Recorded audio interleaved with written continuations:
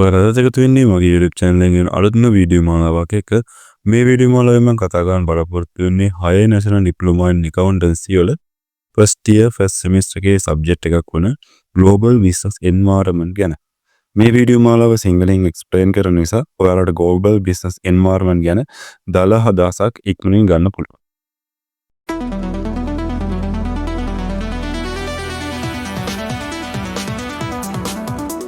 අපි හැමදාම පාවිච්චි කරන ෆෝන් එකේ ඉඳලා බොන කෝපි එක දක්වා ඒ හැම දෙයකටම පිටිපස්සේ තියෙනවා දවැන්ත බලවේගයක්.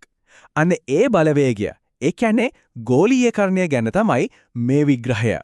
ඇත්ත තමයි අපේ ලෝකය දැන් හරියට එකම ගමක් වගේ වෙලා. මේ බලන්න තාක්ෂණයයි වෙළඳාමයි නිසා රටවල්, නගර, මිනිස්සු ඔක්කොම එකිනෙකාට කවදාවත් නැති තරම් සමීප වෙලා එකම දැලකට අහු වෙලා වගේ. ඉතින් මෙන්න මේක තමයි අපේ ලොකුම ප්‍රශ්නය. කොහොමද මේ තරම් විශාල ලෝකයක් මෙච්චරටම පොඩි වුනේ? අපි මේ විග්‍රහය පුරාම මේකට උත්තර හොයමු. හරි. අපි මේ ගමන යන්න පැහැදිලි පාරක් හදාගෙන තියෙන්නේ.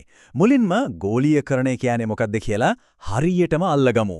ඊට පස්සේ ඒක වැඩ කරන විදිහ, ඒකේ හොඳ නරක දෙපැත්ත, ජාත්‍යන්තර බිස්නස් වලට ඒක බලපාන හැටි සහ අන්තිමටම මේකත් එක්ක එන අභියෝග ගැනත් කතා කරමු. හොඳයි. එහෙනම් මුලින්ම බලමු මේ කවුරුත් කතා කරන ගෝලීයකරණය කියන එකේ ඇත්තම තේරුම මොකක්ද කියලා. හරිම සරලව කිව්වොත් ගෝලීයකරණය කියන්නේ වෙළඳාමයි තාක්ෂණයයි එකතු වෙලා මුළු ලෝකෙම එකිනෙකා මත යැපෙන එකිනෙකාට සම්බන්ධ තැනක් බවට පත් කරපු එක. හරි. දැන් අපි එකේ ටිකක් විධිමත් අර්ථ දක්වීම දිහා බලමු. මේකෙන් කියවෙන්නේ ලෝකයේ ආර්ථිකයන්, සංස්කෘතීන් සහ මිනිස්සු එකිනෙකා මත යැපෙන එක දවසින් දවස වැඩි වෙනවා කියන එක. ඒකට ප්‍රධානම හේතුව තමයි දේශ සීමා පැනලා යන බිස්නස්, දියුණු වෙන තාක්ෂණය සහ ලෝකේ පුරා වේගෙන් ගලාගෙන යන සල්ලි, තොරතුරු සහ මිනිස්සු. ලෝක බැංකුව වගේ ලොකු ආයතනයක් මේක දකින විදිය හරිම රසවත්. AI කියන්නේ රටක් ඇතුලේ බඩු මිල තීරණය කරන, ව්‍යාපාර පාලනය කරන බලවේගම දැන් මුළු ලෝකෙම පාලනය කරනවා කියලයි. ඒ කියන්නේ දේශ සීමා කියන එකට දැන් ආර්ථික වශයෙන් ලොකු බලයක් නැහැ. ගෝලීයකරණය කිව්වම හුඟක් අය හිතන්නේ සල්ලි ගැන විතරයි. ඒත් නෑ. මේ බලන්න ආර්ථිකය, මූල්‍ය, අපේ සංස්කෘතිය, දේශපාලනය, තාක්ෂණය විතරක් නෙවෙයි පරිසරයට පවා මේක බලපානවා. හරි. අපි දැන් ඊළඟ කොටසට යමු. බලමු මේ ගෝලීයකරණය කියන දැවැන්ත යන්ත්‍රය දුවවන්නේ මොන වගේ එන්ජින් වලින්ද කියලා. මේ ගෝලීයකරණය කියන යන්ත්‍රය දුවවන්න ප්‍රධාන එන්ජින් තුනක් තියෙනවා. තරංගකාරී වාසිය, රාජ්‍ය ප්‍රතිපත්ති සහ තාක්ෂණයේ දියුණුව. අපි දැන් මේ එකින් එක ගැන බලමු. පළවෙනි එන්ජින්ම තමයි තරංගකාරී වාසිය. මේකෙදි වෙන්නේ හැම රටක්ම Tamanට හොඳටම කරන්න පුළුවන් අඩුම වියදමකින් හදන්න පුළුවන් දේවල් වලට විශේෂඥයෝ වෙන එක. මේක තමයි ගෝලීය වෙළඳාමේ මූලිකම හේතුව. දෙවෙනි එක තමයි රාජ්‍යපත්ති. ඒ කියන්නේ රාජ්‍යයන් දොරවල් අරින්න එක, නිදහස් වෙළඳාම දිරිමත් කරනකොට, දේශ සීමා විවෘත කරනකොට, ව්‍යාපාර වලට හරිම ලේසියෙන් ලෝකේ පුරා යන්න, අලුත් වෙළඳපොළවල් හොයාගන්න පාර හදනවා. තුන්වෙනි සමහර විට වැදගත්ම එන්ජිම තමයි තාක්ෂණය. මේකෙන් ලෝකෙ හැකිලුණා කිව්වොත් වැරද්දක් නැහැ. ප්‍රවාහනය, sannivedanaye දියුණු වුණාම භාණ්ඩ, මුදල්, තොරතුරු මේ හැමදේම ඇසිපිය ගහන වේගයෙන් දේශ සීමා පැනලා යන්න පටන් ගත්තා. දැන් අපි ගෝලීයකරණයේ දෙපැත්තම බලමු.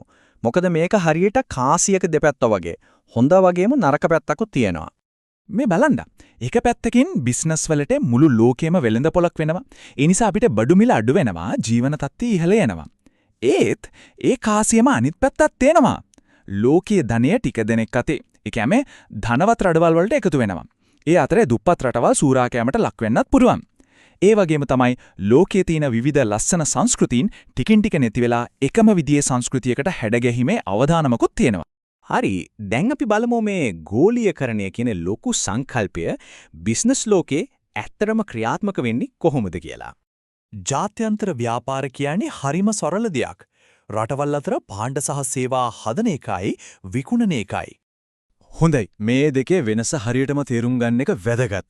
හිතන්න අන්තර්ජාතික සමාගමක් ජර්මනියේදී වාහනයක් ඩිසයින් කරලා චීනයේදී ඒක කොටස් හදලා මෙක්සිකෝවේදී ඒක එකලස් කරනවා. හැම රටකම කරන්නේ වෙනස්ම වැඩක්. හැබැයි බහුජාතික සමාගමක් කියන්නේ හිතන්න ලෝක ප්‍රසිද්ධ කෝපි කඩ ජාලයක් වගේ. ඒ අය ඇමරිකාවෙත්, ජපානෙත්, බ්‍රසීලෙත් කෝපි විකුණනවා. හැමතැනම කරන්නේ එකම වගේ දෙයක්. ඒත් ඒ හැමදේම පාලනය වෙන්නේ එක මධ්‍යගත මූලස්ථානයකින්. අවසාන වශයෙන් අපි බලමු දේශ සීමා හරහා ව්‍යාපාර කරන එක එච්චර ලේසි නැත්තේ ඇයි කියලා. සමාගම් මුහුණ දෙන ප්‍රායෝගික බාධක මොනෝද කියලා. මේ වගුවෙන් පේනුව වගේ ව්‍යාපාරයක් ගෝලීව යනකොට මුහුණ දෙන අභියෝගේ එකක් දෙකක් නෙවෙයි. භාෂාවේ ඉඳලා නීති රීති සංස්කෘතික වෙනස්කම් දක්වා මේක එකිනෙකට සම්බන්ධ වුණු ගැටලු ජාලයක්. අපි මේවායින් කීපයක් ගැන ඊළඟට බලමු. මේ තියෙන අභියෝග වලින් ප්‍රධානම කීපයක් ගැන හිතමු. හිතන්න එකිනෙකාගේ භාෂාව තේරෙන්නේ නැති කණ්ඩායමකට වැඩ කරන හැටි. ඒක රටක සාමාන්‍ය දෙයක් අනිත් රටක ලොකු අපහාසයක් වෙන්න පුළුවන්. ඒ වගේම තමයි ලෝකේ පුරා ඉන්න සේවකයන් එක කණ්ඩායමක් විදිහට පාලනය කරන එක. ඊට අමතරව ඩොලරයේ අගය වෙනස් වෙනකොට ලාභය නැති වෙලා යන එක වගේ ආර්ථික අභියෝගයක් තියෙනවා. ඉතින් ගෝලීයකරණය අපි හැමෝම එකිනෙකාට සම්බන්ධ කරලා තියෙනවා. ඒක දැන් යථාර්ථයක්. හැබැයි වැදගත්ම ප්‍රශ්නය මේකයි. මේ එකිනෙකට බැඳුරු ලෝකයේදී අපි කරන හැම දෙයක්ම, අපි ගන්න හැම තීරණයක්ම ලෝකයේ අනිත් කෙළවර ඉන්න කෙනාට බලපානවා නම් අපි දරන්න ඕන වගකීම මොකක්ද? ඒ ගැන හිතන්න වෙනවා.